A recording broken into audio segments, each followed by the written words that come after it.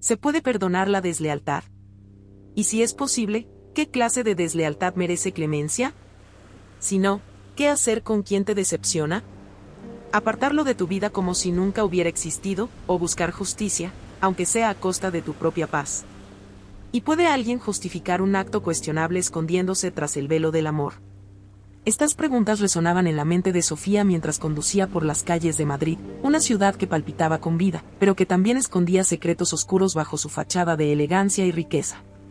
Las luces de la Gran Vía destellaban en la noche, reflejándose en los escaparates de las tiendas de lujo, mientras los transeúntes llenaban las aceras con risas y prisas. Madrid era un lienzo de contrastes.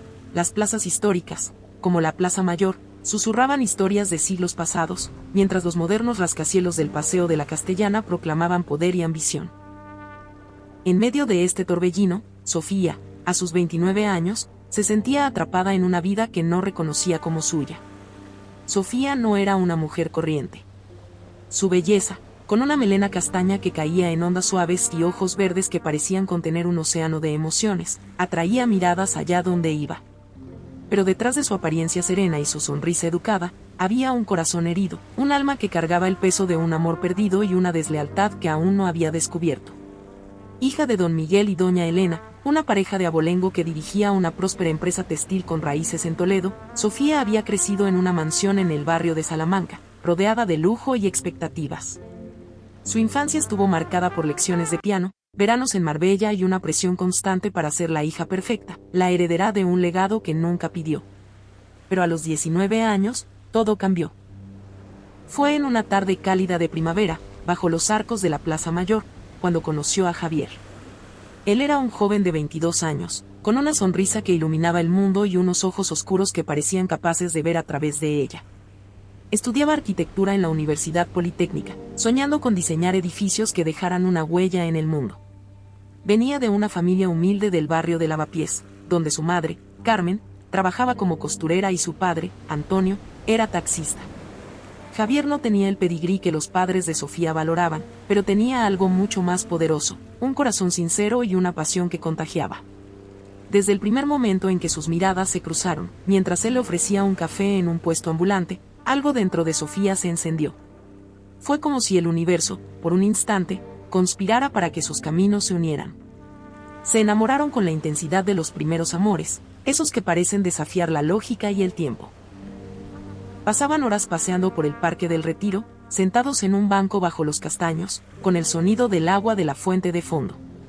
Javier le hablaba de sus sueños. Quería construir casas con jardines llenos de flores, edificios que combinaran funcionalidad con belleza.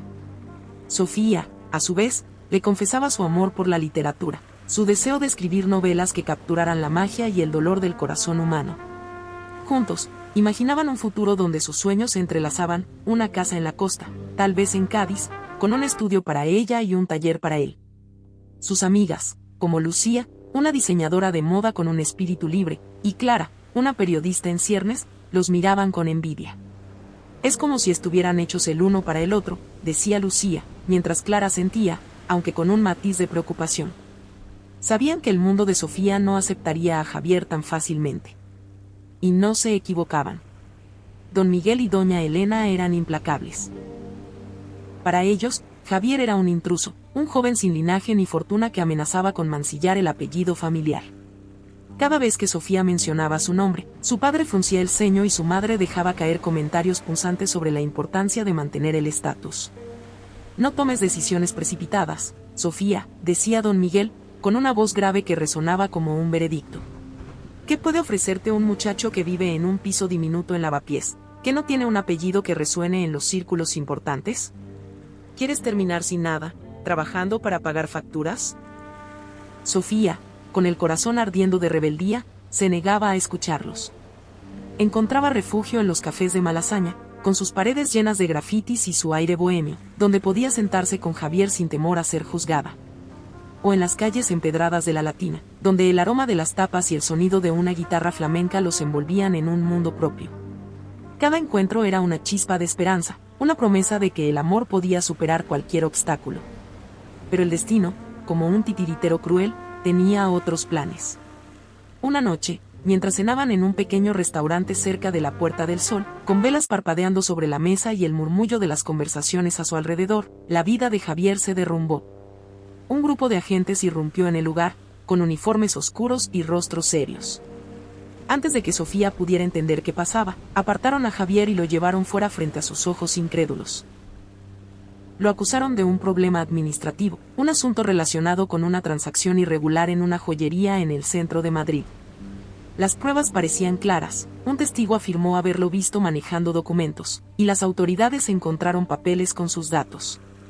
Sofía, con el corazón desgarrado, juraba que Javier era incapaz de algo así. Es la persona más honesta que conozco, repetía entre lágrimas, aferrándose a su chaqueta mientras se lo llevaban. Pero el sistema fue implacable.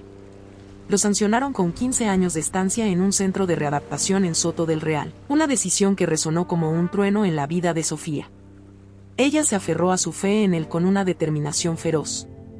Durante meses, escribió cartas llenas de amor, promesas y esperanza, enviándolas al centro con la ilusión de recibir una palabra de vuelta. Cada carta era un pedazo de su alma, un grito silencioso que rogaba por una conexión. Describía los atardeceres en el retiro, los libros que leía, los sueños que aún guardaba para ellos. Pero el silencio fue su única respuesta. Las semanas se convirtieron en meses, y la esperanza comenzó a desvanecerse como una vela consumida por el viento. Sus padres, mientras tanto, no ocultaban su satisfacción.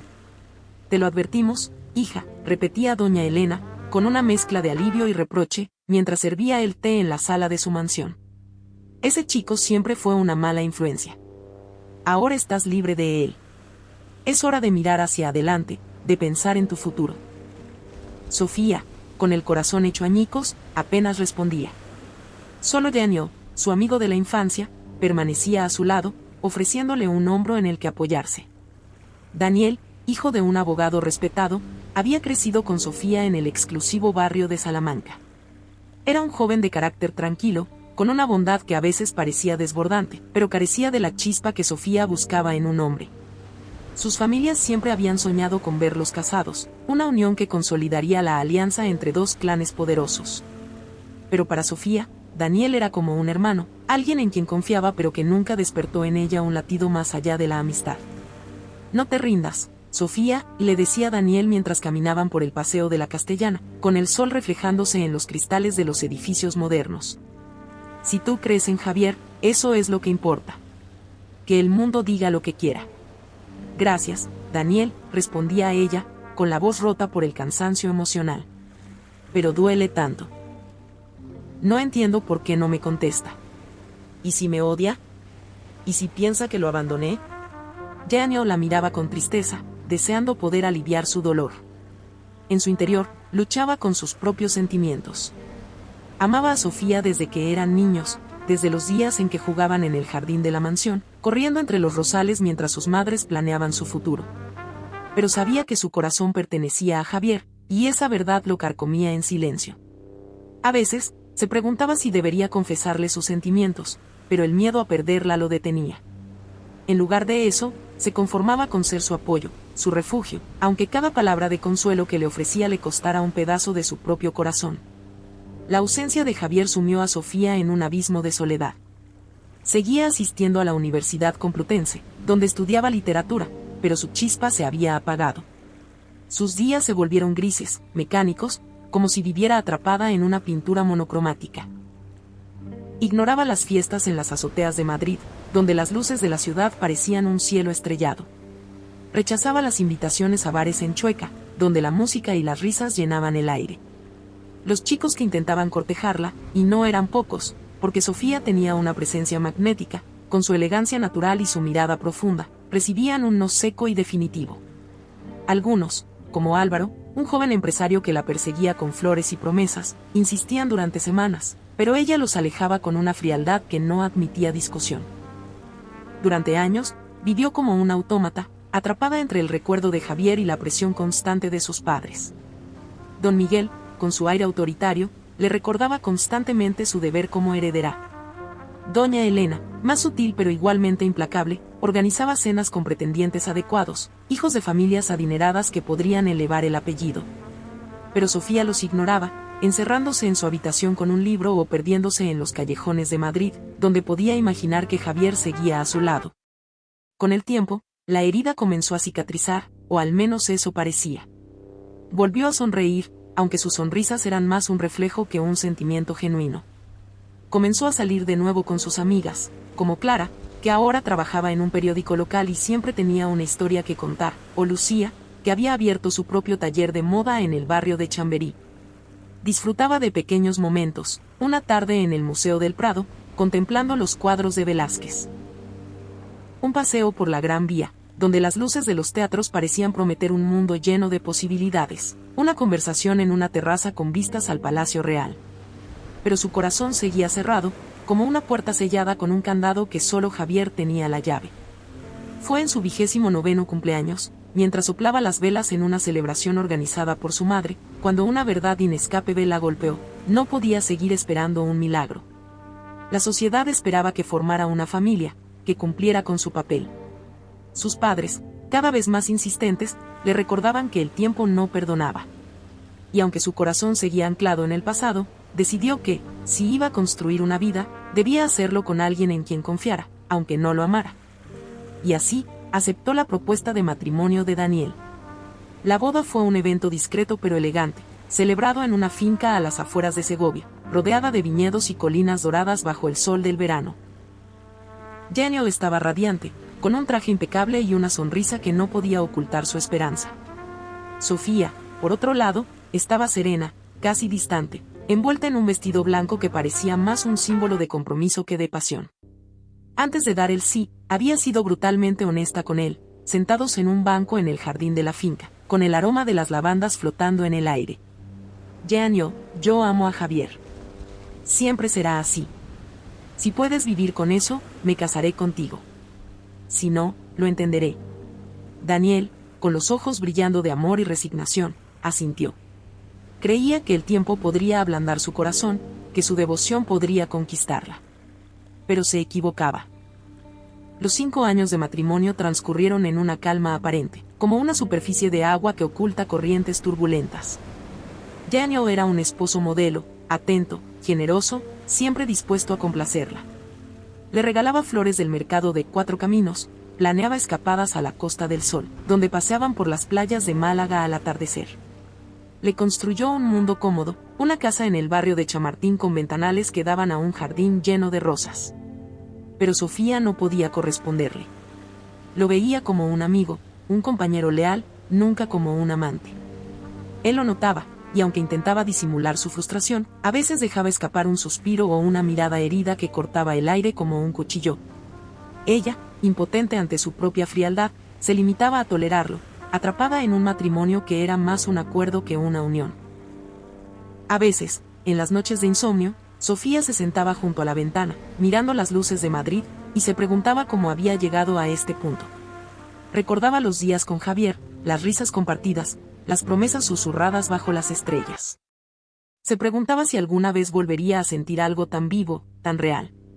Pero cada vez que intentaba imaginar un futuro diferente, la realidad la golpeaba. Javier estaba lejos, y ella estaba atada a una vida que no había elegido.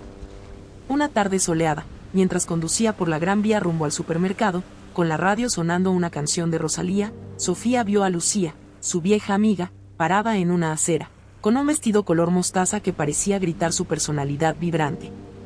Lucía había sido su confidente en los días felices con Javier, siempre con una broma o un consejo para hacerla reír. Aparcó rápidamente y se acercó, sintiendo una chispa de nostalgia que la hizo sonreír. «Lucía, ¿cuánto tiempo?», exclamó Sofía, con una sonrisa que por primera vez en mucho tiempo sentía genuina. «Sofía, qué alegría verte», respondió Lucía, abrazándola con entusiasmo, como si el tiempo no hubiera pasado. «¿Cómo estás? ¿Tienes prisa? ¿Tomamos un café?» «Claro, estoy libre hasta la noche». «Podemos tomar 2 si quieres», bromeó Sofía, sintiendo un alivio que no había experimentado en años. Entraron en una cafetería acogedora en Chueca, con paredes decoradas con azulejos coloridos y un aroma a café recién molido que llenaba el aire. La conversación fluyó como un río, entre risas y recuerdos. Hablaron de los días en que planeaban conquistar el mundo, de las noches bailando en bares de Malasaña, de los sueños que alguna vez parecieron posibles. Lucía le contó sobre su taller de moda, que ahora era un éxito local, y sobre su hijo, Pablo, que estaba a punto de empezar el colegio. Sofía, por su parte, habló de su vida, aunque con un tono más reservado, como si temiera abrir demasiado la puerta de su corazón. ¿Y tú no has tenido hijos con Daniel?, preguntó Lucía, con una curiosidad que no intentaba disimular, mientras removía su café con una cucharilla. No, no se ha dado. Y, para ser honesta, no quiero. No lo veo como hombre, aunque sé que sería un padre increíble, admitió Sofía, mirando su taza como si allí estuviera la respuesta a sus dilemas. Ten cuidado, Sofía, dijo Lucía, inclinándose hacia ella con una mirada seria. Podría cansarse de esperar algo que no llega. El amor no correspondido desgasta, lo sabes. No me dejará, respondió Sofía con una seguridad que sonaba casi mecánica. Nuestras familias están demasiado unidas, y ahora las empresas también. Somos como una sola entidad, como si nuestras vidas estuvieran cosidas con el mismo hilo. Lucía asintió, pensativa, y luego compartió detalles de su propia vida, un hijo que llenaba sus días de alegría, una casa en la sierra de Guadarrama con vistas a las montañas, un matrimonio que tenía todo lo que se suponía que debía tener, pero que dejaba un vacío inexplicable en su pecho. A veces, confesó Lucía, tengo todo lo que soñé, pero siento que me falta algo. No sé qué es, pero está ahí, como un hueco que no puedo llenar. Sofía asintió, entendiendo demasiado bien esa sensación. De pronto, como si un recuerdo la hubiera golpeado, Lucía cambió de tema. ¿Y de Javier? ¿No sabes nada de él? Sofía se tensó. El nombre de Javier aún tenía el poder de acelerar su pulso, de abrir una herida que nunca había sanado del todo. Sus manos temblaron ligeramente, y tuvo que dejar la taza sobre la mesa para disimularlo. No. Le escribí durante más de un año, pero nunca contestó. No sé por qué me dejó así. Nunca creí que estuviera involucrado en ese asunto. Lucía la miró fijamente, como si estuviera midiendo sus palabras. Luego, con un tono cuidadoso, dijo: Espera. Si fue sancionado por 15 años, entonces este año debería salir, ¿no? Sofía palideció, y luego sus ojos se iluminaron como si una chispa hubiera encendido algo dentro de ella. La idea la golpeó como una ola, llevándose consigo años de resignación. Su mente comenzó a girar, imaginando la posibilidad de volver a verlo, de hablarle, de entender por qué el silencio se había interpuesto entre ellos. Tienes razón, susurró, con la voz temblorosa de emoción y miedo. Quiero verlo, Lucía. Necesito saber por qué me abandonó. Necesito mirarlo a los ojos y entender qué pasó. Antes de que pudieran profundizar, el teléfono de Lucía sonó con un tono insistente. Era su jefe, reclamándola por una emergencia en el taller de diseño. Se despidió apresuradamente, prometiendo que se encontrarían pronto, y dejó a Sofía sola con sus pensamientos. Mientras pagaba la cuenta, una idea cruzó su mente como un relámpago: debería abrir un café. Algo cálido, íntimo, con mesas de madera y luces suaves. Un lugar donde la gente pueda escapar de sus problemas, como yo necesito escapar de los míos. Era una idea que la llenaba de esperanza, un proyecto que podría darle un propósito más allá de la rutina de su vida. Decidió hablarlo con Daniel, aunque en el fondo sabía que la conversación sería más un trámite que un verdadero intercambio. Sofía condujo hasta la oficina de la empresa familiar, ubicada en un edificio imponente en el Paseo de la Castellana, con ventanales que reflejaban el cielo madrileño. La idea del café la emocionaba, le daba un propósito que no había sentido en años. Subió en el ascensor, con el corazón ligero por primera vez en mucho tiempo, imaginando un espacio lleno de libros, música suave y el aroma de pasteles recién horneados. Pero todo cambió cuando llegó al despacho de Daniel. La secretaria, Marta, no estaba en su puesto, probablemente tomando un café en la sala de descanso. Al acercarse a la puerta, escuchó a Daniel hablando por teléfono, con un tono que destilaba furia contenida. ¿Y eso debería importarme? Les pagué para que hicieran su trabajo. Inventen algo, no me importa cómo. Sofía pensó que se trataba de un asunto de negocios, tal vez un trato que se había complicado. Pero entonces oyó algo que la paralizó, como si el mundo se hubiera detenido. Si sale, perderé a Sofía para siempre. Su corazón se disparó. ¿De quién hablaba? ¿Podía ser Javier? Temblando, se acercó más, con el cuerpo tenso como una cuerda a punto de romperse. Cada palabra que escuchaba era como un golpe. ¿Cuándo sale?, preguntó Daniel al interlocutor, con un tono que mezclaba desesperación y rabia. Entonces arréglenle algo para que le extiendan la sanción. No debe salir. Sofía abrió la puerta de golpe, incapaz de contenerse. Daniel palideció, sus ojos abiertos de par en par, como un ciervo atrapado en los faros de un coche. Intentó recomponerse, forzando una sonrisa que no engañaba a nadie. «Hola, querida.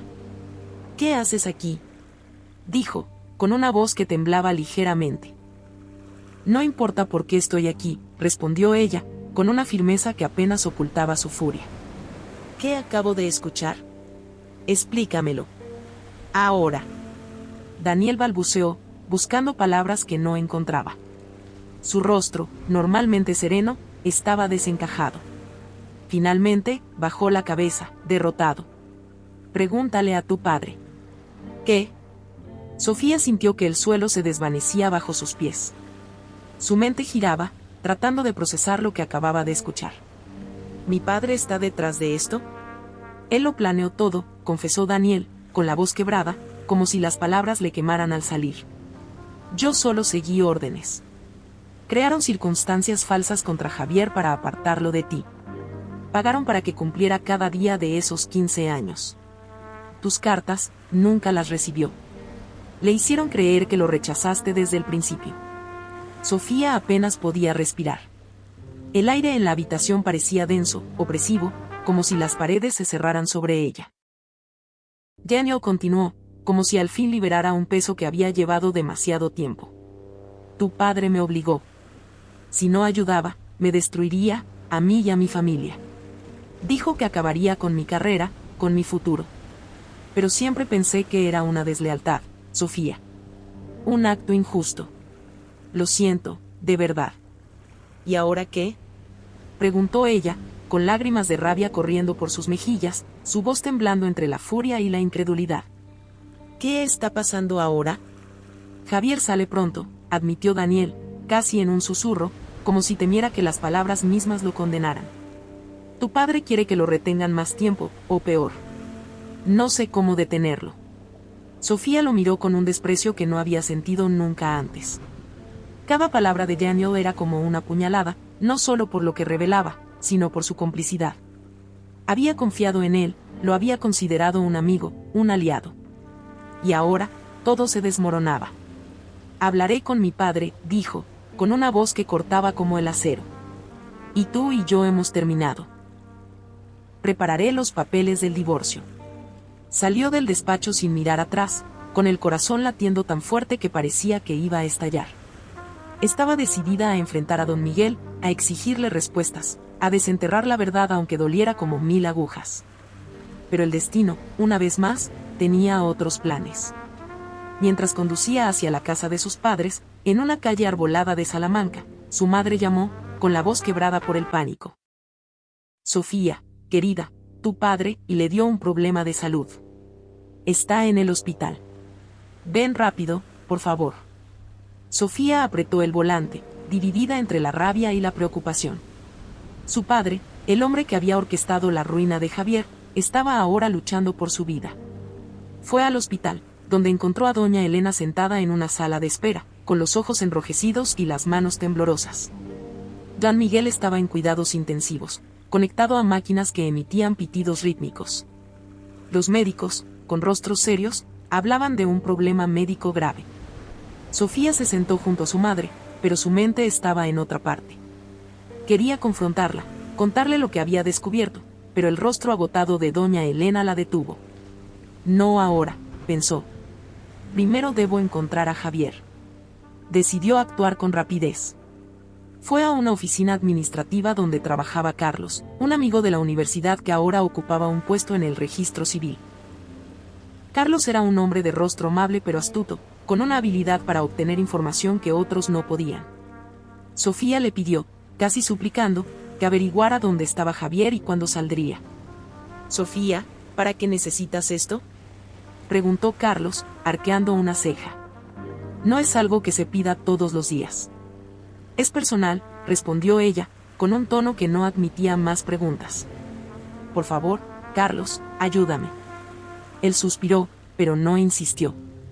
Media hora después, le entregó un papel con una dirección y una fecha. Javier salía en 2 días del centro de readaptación en Soto del Real.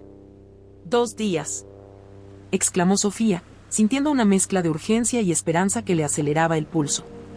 Tengo que estar ahí.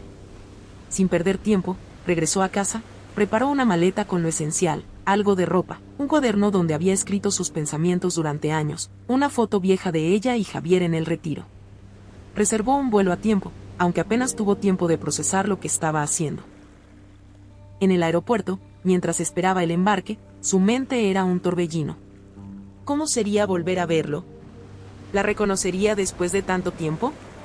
¿La odiaría por todo lo que había pasado? Y, lo más importante, ¿podría él perdonarla por ser parte, aunque sin saberlo, de la familia que lo había perjudicado? Se imaginó su rostro, sus ojos, que una vez la habían mirado con tanto amor.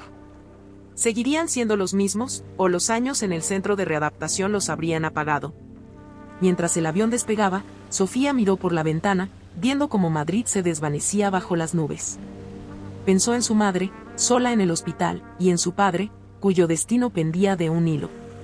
Una parte de ella sentía culpa por dejarlos, pero otra, más fuerte, sabía que esto era algo que debía hacer. No solo por Javier, sino por ella misma. Necesitaba cerrar este capítulo, entender la verdad, y tal vez, solo tal vez, encontrar una forma de sanar. El día señalado, Sofía estaba frente al centro de readaptación, sentada en un taxi que olía a cuero viejo y ambientador de pino. El sol brillaba con fuerza, proyectando sombras largas sobre el asfalto. Su corazón latía con una intensidad que la hacía temblar, como si cada latido fuera un eco de los años perdidos. Había imaginado este momento 1000 veces, pero ahora que estaba aquí, sentía miedo. Miedo de lo que encontraría, de lo que Javier diría, de lo que significaría enfrentarse a la verdad. Cuando las puertas del centro se abrieron, salió un hombre demacrado, con el cabello grisáceo y una mirada cansada pero familiar. Llevaba una chaqueta gastada y una bolsa de lona colgada al hombro. Era Javier. A pesar de los años, sus ojos seguían siendo los mismos, profundos y llenos de vida, aunque ahora cargaban el peso de 1,5 décadas de sufrimiento. Sofía sintió que el aire se le escapaba de los pulmones. Bajó del taxi y corrió hacia él, con lágrimas corriendo por su rostro. «Javier», gritó, su voz quebrándose bajo el peso de la emoción. Él la miró, confundido, como si no pudiera creer lo que veía. Por un momento, se quedó inmóvil, como si el tiempo lo hubiera congelado. Luego, lentamente, una chispa de reconocimiento apareció en sus ojos. «Sofía, ¿eres tú?», preguntó, con una voz que temblaba de incredulidad. Ella lo abrazó con fuerza, como si temiera que desapareciera, como si el mundo pudiera arrebatárselo otra vez. «Perdóname», susurró, con la voz rota por el llanto. «Mi padre creó circunstancias falsas contra ti. Acabo de saberlo. Todo fue una mentira, Javier. Todo». Javier la miró, y por un momento, el tiempo pareció detenerse. Luego, con una calma que desarmó a Sofía, respondió.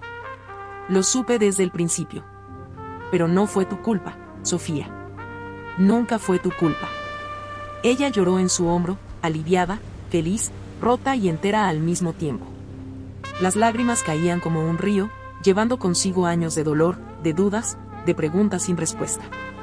«Te amo, Javier», dijo, levantando la vista para mirarlo a los ojos. «Siempre te he amado. Vámonos juntos. Tengo una casa en Portugal, en la costa del Algarve. Podemos empezar de nuevo, lejos de todo esto, lejos de ellos». Javier la abrazó con fuerza, como si quisiera asegurarse de que no era un sueño. Sus manos, ásperas por los años, temblaban ligeramente al tocar su rostro. «¿Estás segura?», preguntó, con una voz que temblaba de emoción, pero también de miedo. «Han pasado tantos años, Sofía. No soy el mismo». «Eres tú», respondió ella, con una certeza que no admitía dudas. «Y eso es todo lo que importa». Se besaron bajo el sol madrileño, Un beso que sabía a promesas rotas y a esperanzas renacidas. Subieron al taxi, tomados de la mano, rumbo a un aeropuerto que los llevaría a una nueva vida. Mientras el coche se alejaba, Sofía miró por la ventana, viendo cómo las colinas de Soto del Real se desvanecían en la distancia. Dejaba atrás Madrid, sus secretos, sus decepciones. Por primera vez en años, sintió que el futuro era suyo para escribirlo, un lienzo en blanco donde ella y Javier podrían pintar una nueva historia, juntos.